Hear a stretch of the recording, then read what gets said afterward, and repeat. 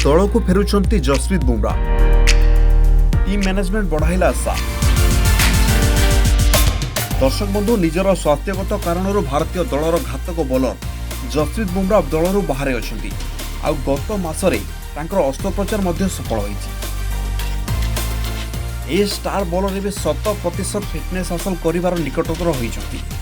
एथिपई जातीय cricket academy रे तांकर अभ्यास मध्य जारी रखितो बुमरांको वर्कलोड बढ़ा जाईछि।